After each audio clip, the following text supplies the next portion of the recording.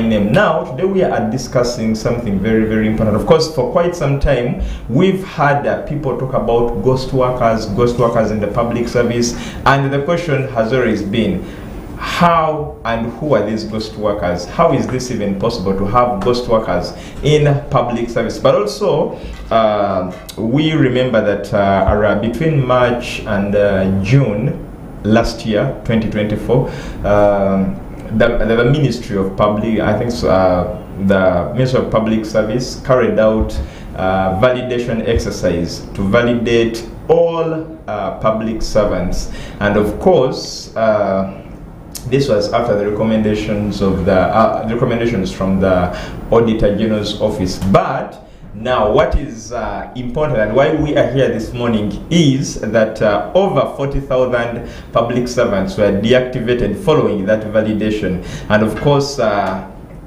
a lot of questions. Some workers say, we were employed legally. Now, why do they deactivate us? While the ministry or the Public Service Commission also has something to say in regards to this. Now, these controversies are the ones we are looking at, and of course, by the end of this show, I believe that all our answers will be answered. Of course, with us is Dr. Geoffrey Mbabazi, who is the the Permanent Secretary, Public Service Commission. It's a pleasure having you, Doctor. It's a pleasure too. Thank you for hosting me on this TV station. Good morning, viewers. Yeah. Good morning to you, Doctor. So, Doctor, starting away from the genesis of the validation, because we just saw a notification where all public servants were supposed to go for a validation, a mandatory validation. Why was this validation, and what were the circumstances that led to this validation? Well, government over the years has been realizing that there is constant increase in the wage bill, and yet the wage, people who are coming in every year are known, who have been recruited. You'd expect that if you have 10 billion for wage this time, you have recruited people consuming 1 billion. Next financial year, you'd expect 11 billion. But over the years, the increase in the wage bill has been astronomical. So government, through cabinet, decided to ask the Auditor General to do what we call a forensic audit, to look at the payroll of the various government agencies, ministries, departments, agencies, local governments, and validate the people. Validate means you are called to appear before the Auditor General's officers, and then you come with your documents. Among the documents they ask is your original appointment to that post, and then the subsequent appointments and pay slip. Why is the original appointment important? Because I'm the Permanent Secretary of the Public Service Commission, and the role of the Public Service Commission is to employ people. We recruit people, employ them, confirm them in service, promote them, and then discipline those who are errant. So one of the requirements for the validation is that you must have been appointed by the various service commissions. At the center, we have got service commission like us who recruit. We also have Education Service Commission who recruit teachers, and then the Health Service Commission for the health workers, Judicial Service Commission for the people working in judiciary. Then at the local governments, we've got district service commissions. All these commissions are empowered by Parliament Acts, but also by the Constitution to handle recruitments in the service. They all report to you? No, they don't. They are independent. We, according to the Constitution, we are given powers to oversee the work of the District Service Commission as Public Service Commission, but the other Central Service Commissions are independent. Okay. Yeah. So, when people appeared before the Auditor General's staff, some of the officers, in quotes, didn't have these required documents. One, they did not have the initial appointment into the public service, or if they had appointments, some of these are forged. Why do I say so? at times you find a minute quoting that Mbabazi was appointed under this minute. But when you bring that to the records of the Public Service Commission, you find either that minute does not exist, or it appointed somebody else, or it promoted somebody else. So those are the kind of people, after verification, who were removed from the payroll. It's not that they were officially appointed by the service commissions. In the case of teachers, we have had cases of teachers creating their own appointments on Nasser Road and then being deployed either through some fraudulent activities.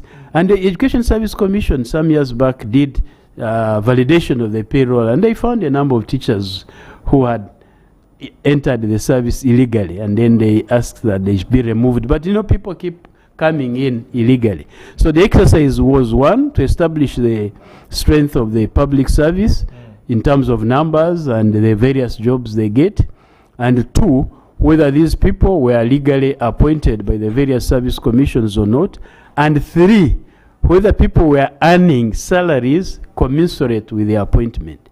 In public service, an appointment goes with a salary scale. I can't be appointed as a driver, and when it comes to my on the payroll, you find I'm earning as a commissioner. That is illegal. So those are some of the cases who were knocked off the payroll. Then some people, once they realized that they had issues, they never appeared for this validation exercise, despite the reminders. And those, definitely, if you have not appeared, that means you are not supposed to be on the payroll. Then we had a few cases, the Auditor General had a few cases of what they would call ghost employees. Those are the people who didn't, and the supervisors maybe didn't know that they were in the payroll, but they had never been appointed by anybody, and they were not working anywhere. So those are the cases who were removed from the payroll. The 4,000 you're talking about must be falling in one of those cases. Okay. Yeah. Now, Doctor, you talked about the irregularities and people who have documents that are not authentic. Maybe we get back to the procedure of employment. What is the procedure of employment? What is someone supposed to go through? Because we've, especially with the district service commissions, we've realized very many people have been asked to pay some amount of money so that they can be given a particular job, and in such an instance, someone might never know whether what they hold is really a legal document, or maybe someone just tried to, play around with their ignorance. Let me make it very clear. Employment in the public service is for free and open to all Ugandans as long as they qualify. In public service, jobs have got requirements in terms of the academic degrees, diplomas, certificates that are necessary for you to have those skills to do the job.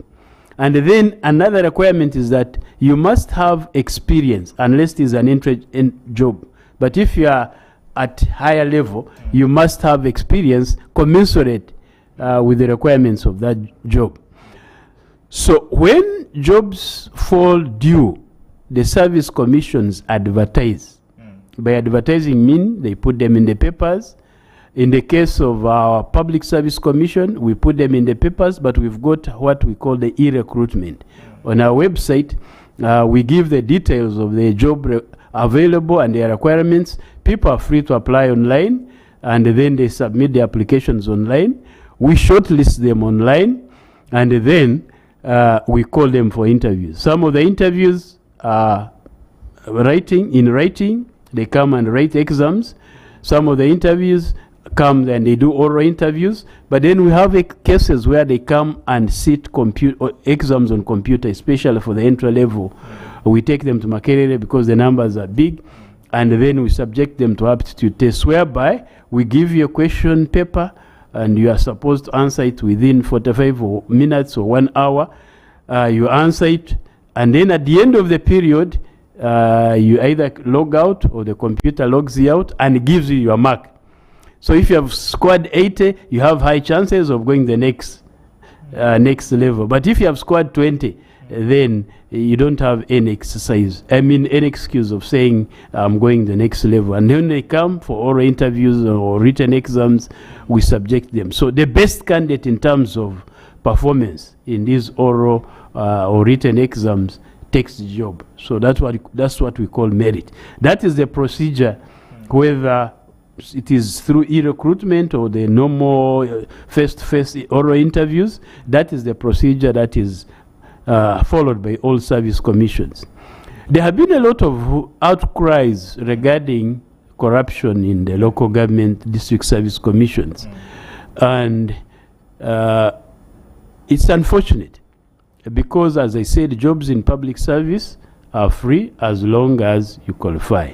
But the problem, we get these people complying and so on, they don't come with the evidence to the investigation officers. They don't bring this to the IGG, they don't bring this to the police, they don't bring it to us, because us as public service commissions, one of the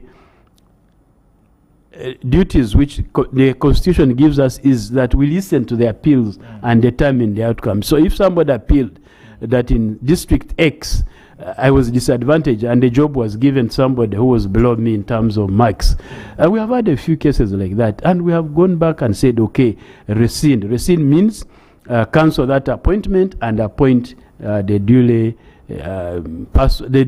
qualified person in terms of academics, in terms of work experience, but also in terms of performance, because we have had cases of District Service Commission recruiting people who miss out on terms of experience, but also the degree or diploma or certificate requirements. So we appeal to Ugandans. One, jobs are for free. Because it takes two to tango. In most cases, people, when they bribe these district service commissions and they go through, you never hear them complaining. Yeah, true. It's only when they have taken money from them and then they don't get the job. And that's when they say, district service commission X is very corrupt, they have taken my money. Yes, but why did you give them the money in the first case? Because people fear that if they come out, it is criminal to give bribes. But at the same time, it does not exonerate the District Service Commission personnel from taking bribes. We have had a few cases where people have been taken to court. The case in point is Mbarara City. The mayor and the RCC, the residential city commissioner, they handled those cases. We brought them to our commission, and eventually they appealed to courts because the mayor and the RCC had evidence in writing, evidence taped, people asking for bribes. And the three members were in prison. Their cases are being handled. We have had a few cases. We had a case in Kiriandongo where somebody took money from a lady. She appealed to the RDC. And even when the story was on TV, eventually last week we had a resignation letter from this person who, as a member of the District Service Commission. So we prevail upon the Ugandans. One, not to give money, but if somebody has cheated money out of you, please report him or her to the relevant authorities, including the Public Service Commission. Okay. Doctor, now we go to, because we want to look at the controversies. What is the procedure of promotion? When do you promote someone? Is it when they have added on their books, or it is on merit? Promotion in public service, usually if you stay in a position for 3 years, you are liable for promotion. Some of the promotions don't require you to have extra academic requirements as long as you have the experience of the 3 years. But then some promotions, some levels require you to have a postgraduate diploma, especially at principal officer level, senior officer level. But now government is saying from principal officer level onwards, you must have a master's degree in the relevant field. So yes, promotion comes with more academic requirements, but also it comes with experience. Not experience, the relevant experience. It's not an experience. Okay. Yeah. Now we get back to the thing after giving us that background, so the public knows. So we look at the disparities in the validation exercise, where people, even when the validation exercise was actually on, we saw people coming out to say, "May I have my appointment and I have a confirmation letter, but they are telling me that my name is not reflecting in the system." How can that come? How did that even come? Yet this person has been receiving salary, a government salary, for 10 years or for whichever period they have been receiving that. So how is it possible that this person has these documents, is receiving government payment from government, but they don't have legal documents? Well, before the National Identity Registration Authority NERA came in place, and we got these what we call local endangamuntu, the national IDs. People were accessing the payroll without centrally recognized documents other than your identity cards of school or work. But when the NERA system came in, then people were given national IDs, and those were reflected in our system on the payroll. So your name on the national ID must match what you gave 20 years when you joined service. Unfortunately, there are some cases of people whose names don't match. For example, you were John Geoffrey Mbabazi when you entered service. Now you are saying you are John somebody else, John Kugonza, say, for example. So if the two records don't match, then those are two different people, and they tell you go and clear. And the government takes the NERA records seriously, because there are some people who may have joined using other people's documents. We have had cases when people fail O-level, they take the cousins PLOE or O-level, and then they assume their identity. But in life, when it came to registering them, then they gave their normal names as John Geoffrey Mbabazi. But also, people at times tend to falsify their age. If I was born in 1970, I want to say I was born in 1975, so that those 5 years I can work extra. In public service, the retirement age usually is 60 unless you're on contracts. So people clock 60 physically. And yet their employment records, when they joined service, they said they were born in 1975. Now when they went to register for the national ID, they gave their actual date as 1970. So the records in employment show you as still young.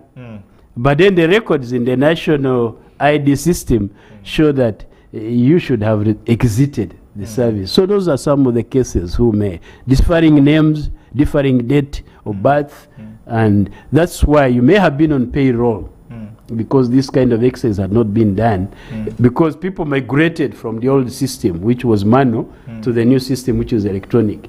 They migrated. Now this was the time to merge the two. Look at what you had in the old system and the new system, which requires you to have your national ID numbers. And if the national ID numbers, documents, whatever information is differing, then your case is put aside until you clear yourself. So people have failed to clear themselves with NERA because they said you are the person who filled this form, that you are born in 1970. So how come now you are claiming to have been born 5 years later? I think those are some of the reasons why people may have been on the payroll because validation was not done, but now when they are validating, the lies they may have told the service have caught up with them. Those are some of the cases. Others, I've told you, may have had problems with their appointments. You may have been appointed as a driver, as I said, but then somehow the system has put you on a higher scale. either through connivance or by mistake, whatever it is now. A driver earns in U8, that is the lowest in public service. Now it has put you in U3, an officer level. So they are asking you, show us the letter of appointment for this salary you are earning. And the people, we don't have it because you have not been appointed to that level. But yet you have been working all these years and earning this money. So those are some of the cases, people who may have been off, because the system now, it being electronic, is able to compare. First of all, your employment records, your letter of appointment, they are scanned and put in the system, and then your current salary scale. The salary scale says you are new 8, but then your letter, your pay slip now shows that you have promoted yourself to a higher scale and earning more money, which you shouldn't be earning. So those are some of the reasons why people may have been on the payroll, but when this exercise came, might have been knocked off the payroll until they clarify their issues. They were given time to rectify all this. Okay. But then NERA stuck to their guns. They said, this is the information you gave us, so it's the correct information. That's the reference point. The reference point for government is NERA record. Yeah. On that very point, especially of salaries, who is to be blamed in this whole saga, where someone is appointed under U8 and while receiving money, they are at U3 scale? Isn't this a loophole within the chain of employment between the Public Service Commission and up to the district level?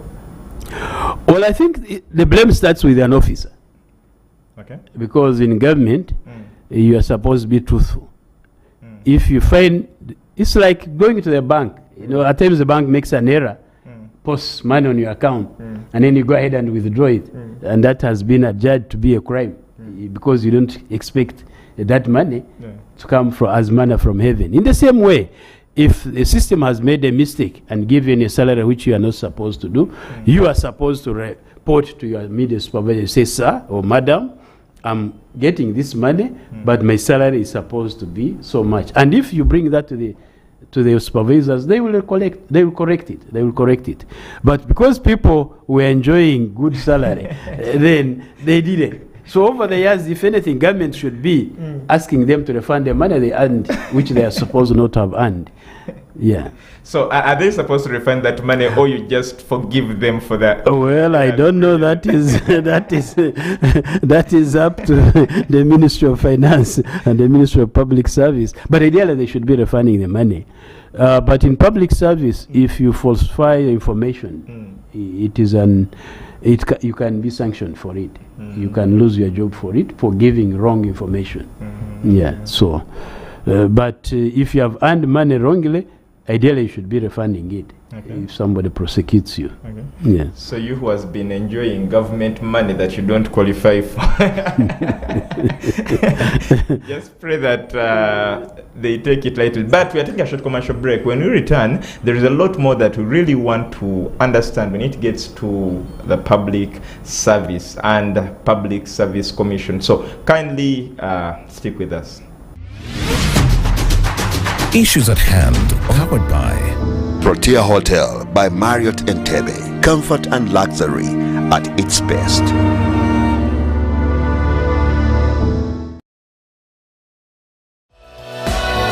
This is Church of Uganda Family TV. Enriching lives. Regulated by the Uganda Communications Commission.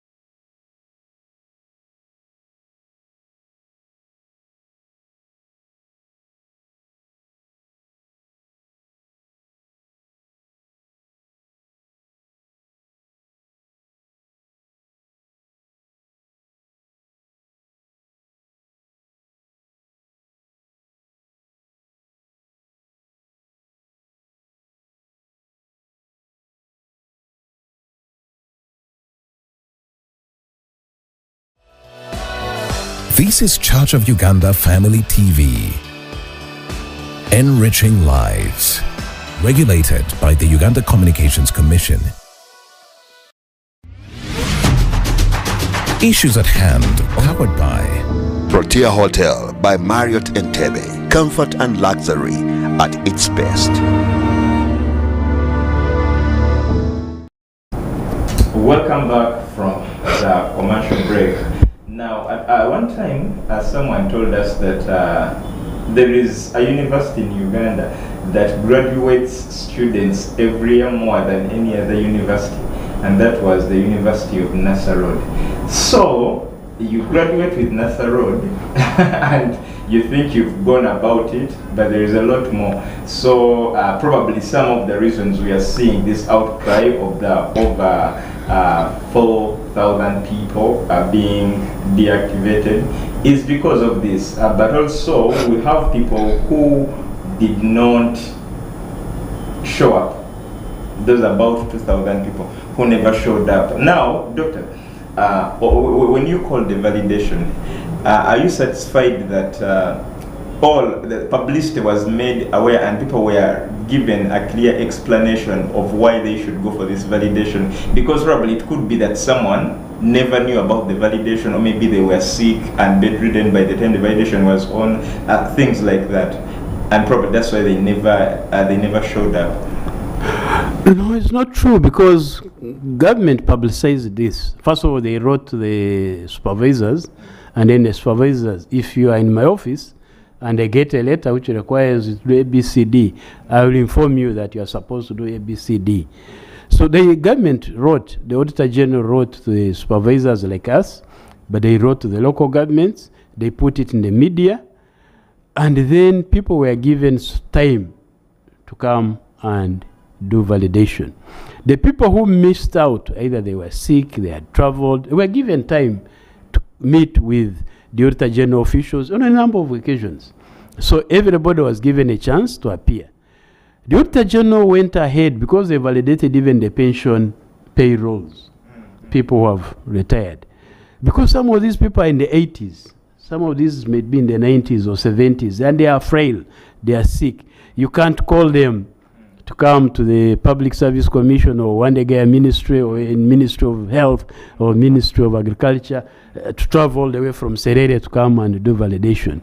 The Auditor General went ahead and visited the districts and the homes of these who may be invalid in terms of because of age and ailments, whether they're in hospital or they're in homes. So we gave them information that so and so retired 10 years ago. This was his home contact. This was his telephone number, if at all he had a telephone number. So please. And they went ahead and validated. So the people who missed out are not these people, the pensioners mainly. The people who missed out are the able-bodied, the 2,000 you're talking about. Maybe they realized that now the government had caught up with them. And they had played the game, they had earned money illegally for all these years. Now they are being asked, produce your documents. And if you have your documents, and even when the results came, people were given a chance again, because the Auditor General published the list of people who had everything okay, but they also published lists of people whose records were not rhyming. In the Public Service, at the Public Service Commission, we had a few cases whereby you find the date of birth is not rhyming with what is in IRA. And then people were able to clear that. But then others were given a chance, if you have, as I told you, if you had missed, come and do it. But nevertheless, the 2,000 plus didn't come. The rest could have, a few could have been ghosts. Yeah, but so publicity was enough. Yeah. So, Doctor, as a commission, have you guided the system end to end that such discrepancies don't show up again in the near future? Well, it's difficult to foolproof human endeavors because people think when you have court system, they are also planning how to beat the system. So that's why initially when people in the 70s, 60s, they were okay. People would give truthful information. But now people have They can forge their documents. They can forge appointment letters. They can forge anything. They can forge anything.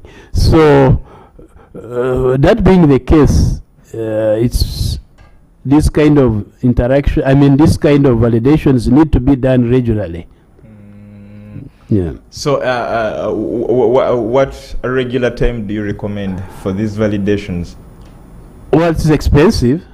Ideally, it should be done every year, but it's expensive in terms of time, money, and effort. And Dr. Genob says that has got other work to do, because every year he must produce a report on all government entities which draw money from the consolidated fund. So, in my opinion, 5 years maybe would be. But also, with the supervisors, we should look at our payroll, because we are the first managers. You look at the payroll. If a name appears and then you see out of the blue, then you should be able to say, no, this is not my worker. He must be deleted from the payroll. Okay. Yeah. Doctor, there is someone here who is raising a concern that these people that were carrying out the validation, yes, they came to districts, but they gave us a time frame and it was holiday. For example, in my district, they were there for 2 days. And after that, whoever didn't show up in the 2 days was told to go to their next destination, which we never knew even. But we didn't know that the consequences would be these, because we were not warned earlier. We thought it is the normal validation to find out how many people were on the service. I think government workers should heed when their supervisors tell you do this. Even people who were on holidays, this thing was publicized on the radio, in the newspapers, and so on. And people were required to move back to their workstations, if they, especially teachers now. This could have been a teacher. Now could have been a teacher. They talk about you can be teaching in Kampala and then your home is in Mbale, and then. But the teachers were supposed to go back to their validation centers, which are normally the areas or the schools where they were. But people who missed out like him, because holidays didn't last forever, they came back to school. Yes. Now, when they came back, still, they had a chance. If you missed out in the districts, you could have come to the Director General's office and then you'd be validated. Because they had been told that their presence or their continued presence on the payroll is contingent on this validation. That if they missed out, then they would miss out on the payroll. So if somebody really was serious and you know that your job was at stake and you had all the requirements, you could move from wherever you are and come to Kampala, and your Auditor General people would validate you. Or if there are any missing documents, you could come to the Public Service Commission if your minutes of appointment were missing, and you get. And we had cases of people who'd write to us. He said, I was appointed some time back. I don't have my appointment letter, but I was appointed in this year. And we would get those recommendations. We would get those minutes extract and give them to their cows or permanent secretaries, and then the people, our letters of confirming that it's actually we appointed so and so in 1972, even if he has lost his appointment. On the basis of our letter, they were given, they were stayed on the payroll. So I don't want to condemn anybody, but this is an individual. We come in as individuals. You get this job and you accept it as an individual. That's why he said, I humbly accept. So if you humbly accept, then you should humbly listen to your supervisor's instructions. So really, people are given a chance. Okay. Yeah. So please don't carry on the excuse. Another one is saying, Doctor said that it is an expensive exercise, but I don't think it is more expensive than paying someone money they are not deserving. Well, we try as Public Service Commission and other service commissions, especially, we are the gatekeepers. People go through us. So at the entry, we try as much as possible to make sure that your O and A level documents are in order, your degree, diploma certificates are in order, so that we sort of clear that hurdle.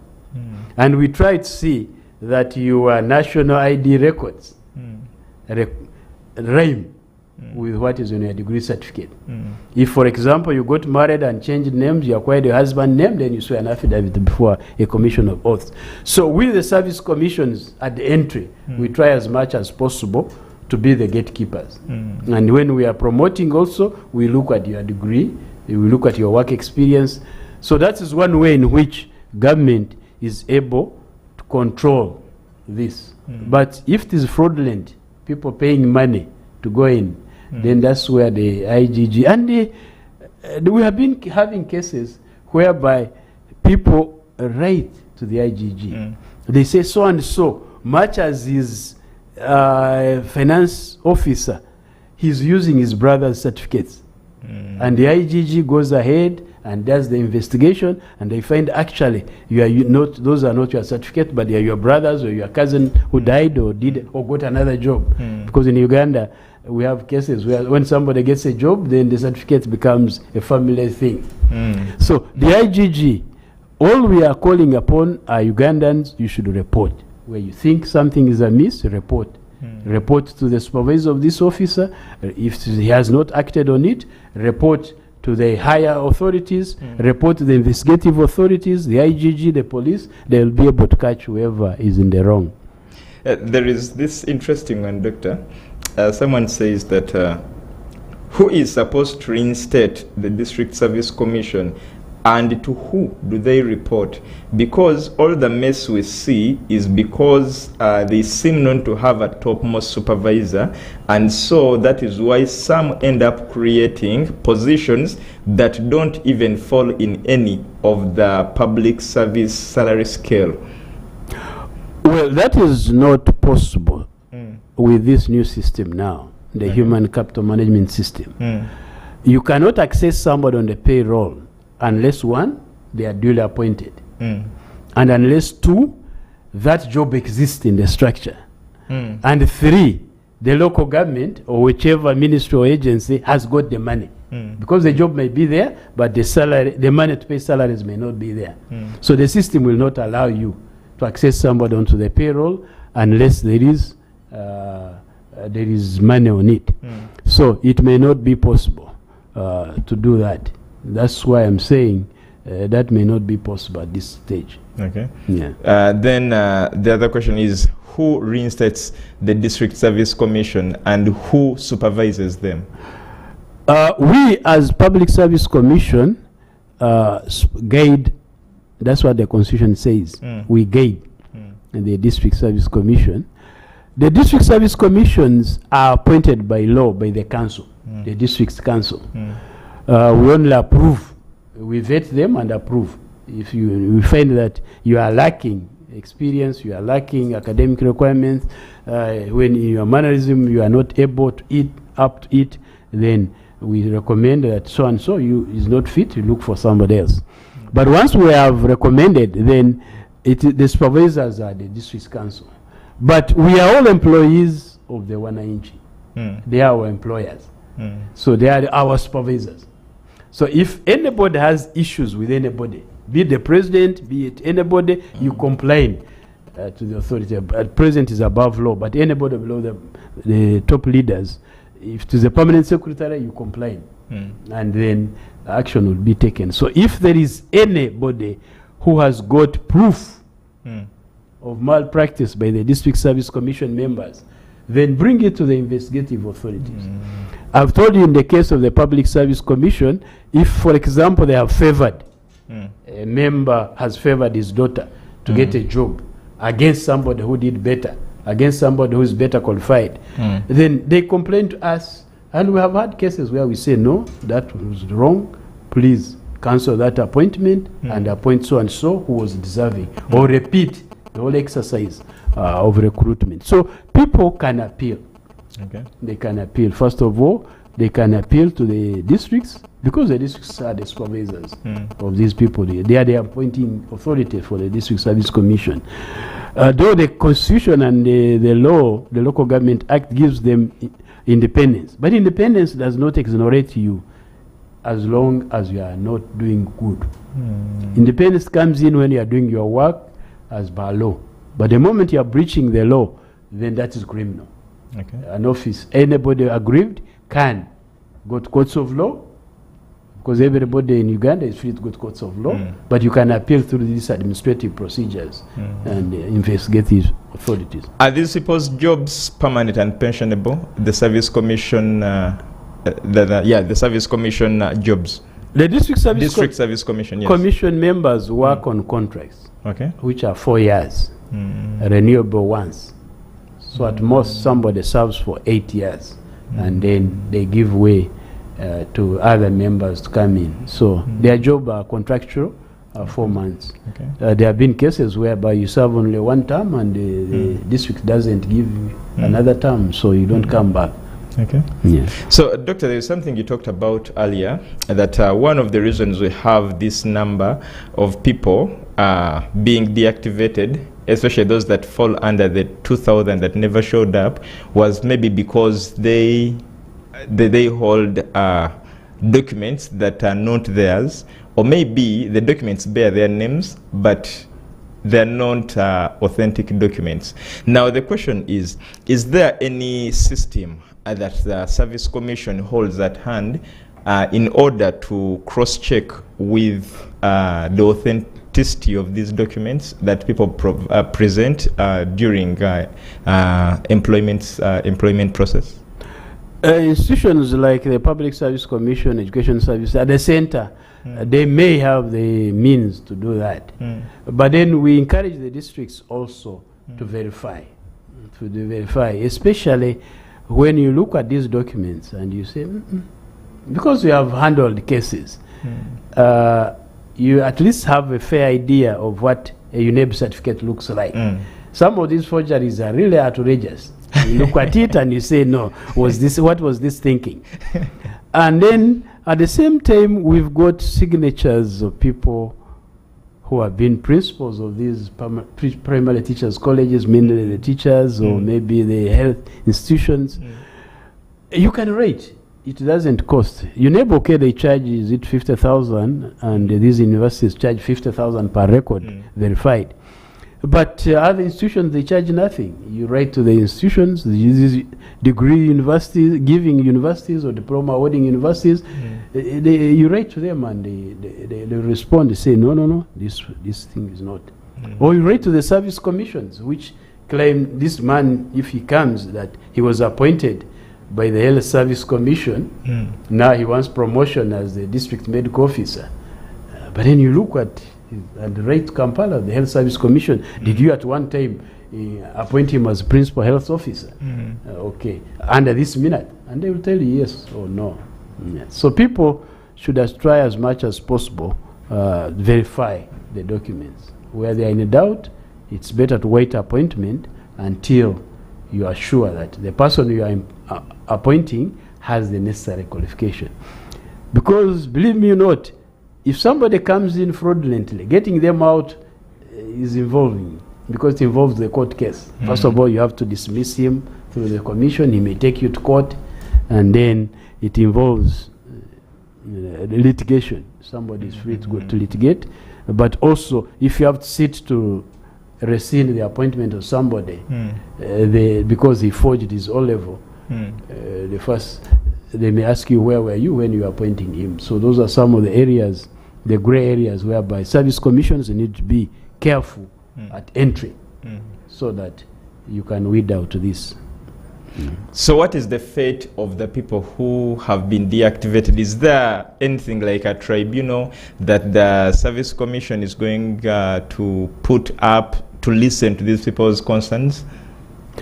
The people who were not successful in validation, either they didn't turn up or they had varying documents, as I told you, between NERA records and their service records, were given a chance, time actually. Okay. Several chances to appeal. And some appealed and were successful, and they were put on the payroll back. But you know, everything must come, everything with the beginning has to have an end. You can't keep validating forever. If you are given a time period and validation, government releases money basing on the people who are on the payroll or the people who are expected to be recruited according to the recruitment plans of the ministries, departments, agencies, and local government. So if you missed out and you haven't appealed, or you appealed and you are not successful, then that's the end. Try again. Or try your luck somewhere else. But they were given a chance, really. Okay. It's not that they are not listened to. So as we speak now, that chance is closed. Yeah, because the government has released the budgets basing on what they validated. Those are the budgets they released to ministries, departments, agencies, and local government. They said they validated 100 people in your institution. This is the money for their salary. So the 101 who is still malingering around, we don't have his salary. Unless you appeal and then you get a supplementary in government. Okay, if somebody genuinely was left out and his appeal process took long, then they can offer a supplementary for that. But for the bulk of the people who were validated and were not successful, they were taken off the payroll, and that was that. Okay. Thank you so much, Doctor. As we draw closer to the end of this discussion, Doctor, I would like you to caution the audience out there, especially when it gets to illegal dealings, because we have people who say, I know someone who works in this place, and then they use channels that are not straight to get to maybe the employment they want, yet somehow, somewhere, at one point, it will come back to you and it will affect you. So I can request that you offer caution, at least as you give us your closing remarks. Okay, many people have graduated recently, and parents and their children are desperate to get jobs. They will go to any length to get these jobs, including, you know, paying bribes and so on. And many people have lost their money through those syndicated bribery, as it were. People claim that they know the PS, they know their appointing authority, they know members on the commission. If you paid them so much, they would be able to get the money. We have a case recently, I think in Luka, where somebody claimed to have got money, 17 million, from a lady who wanted a job because he said he knew the chairperson. But then when they arrested him, he said no, he was acting on his own. So we are cautioning parents, we are cautioning ex-students, people who have graduated. Please, public service jobs are for free. And for us at the Public Service Commission, to reduce on that human contact, that's why I've got e-recruitment. You apply online, you don't bring your papers, and then nobody comes to you saying, I'm the commissioner, give me money. So, as I conclude, I would encourage Ugandans. Government is the biggest central employer in terms of these white-collar jobs, as it were. But please, the jobs are limited. I know the government has always been putting on programs like Yoga, Parish Development Mode, and so on.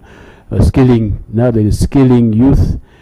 Those kind of programs, even if you are a graduate, you could earn skills. I happen to be an engineer, but people who have these engineering skills, which the president now is emphasizing much, even if you have got your degree, it doesn't stop you to go to Katwe and have your workshop whereby you weld and get money, and you get $1 million per month, which an officer with his tie in his office doesn't get. And for you, you get the skills, and then those skills are necessary. You can use even the skills you learned as a graduate and undergraduate to put it in your work. So people should not only look at government employment because the jobs are limited.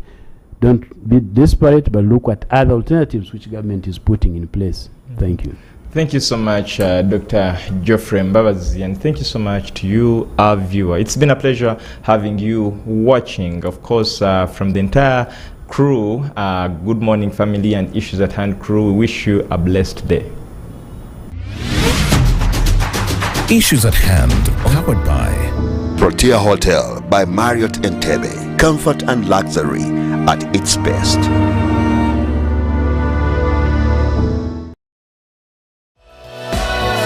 This is Church of Uganda.